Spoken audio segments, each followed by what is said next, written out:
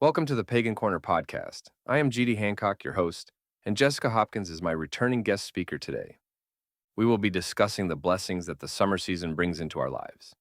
The summer season brings a variety of gifts and opportunities and many summertime blessings, so it's over to you, Jessica. Thank you, GD. And let us rejoice as we look ahead to the summertime. Summer traditions have shaped human civilization for millennia, but research shows modern society is losing touch with these ancient practices at an alarming rate. Over 65% of people spend less than an hour outside per day during peak summer months. That's such a striking statistic. Makes you wonder what we're missing out on when we disconnect from these seasonal rhythms. Well, anthropologists have found that virtually every ancient culture had elaborate summer ceremonies, from the Celtic Litha celebrations to Native American sun dances. These weren't just parties, they were vital community touchstones. Hmm, and how do you think that connects to our modern experience of summer?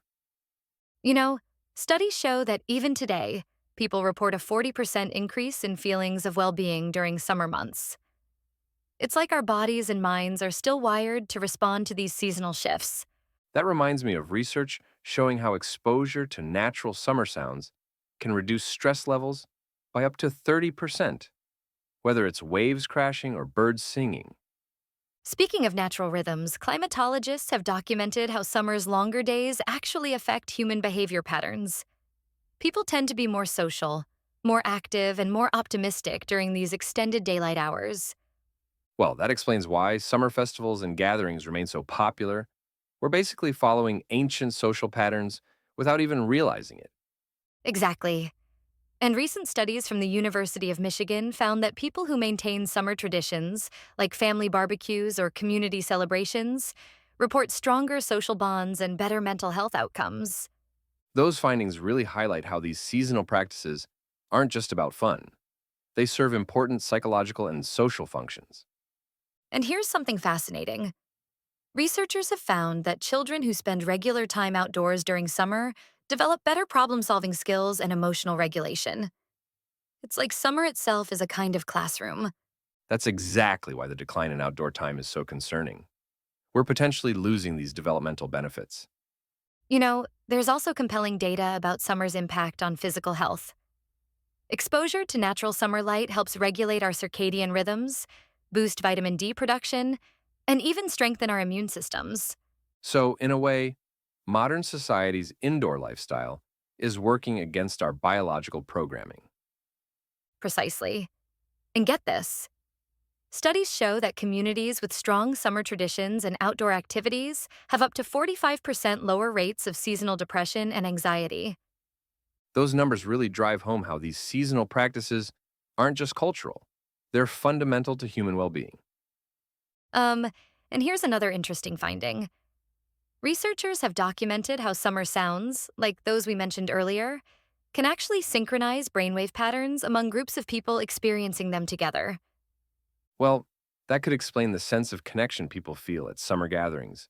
We're literally getting in sync with each other. The data also shows that summer activities tend to create what sociologists call sticky memories, experiences that stay with us and shape our personal narratives. Like, 80% of people's most vivid childhood memories involve outdoor summer activities. Those memories become such important touchstones for family and community bonds, too. And looking at economic impacts, summer traditions generate billions in economic activity, from tourism to local festivals. But beyond the numbers, they create what economists call social capital, the networks of relationships that help communities thrive. So these traditions have both tangible and intangible benefits for society. Exactly.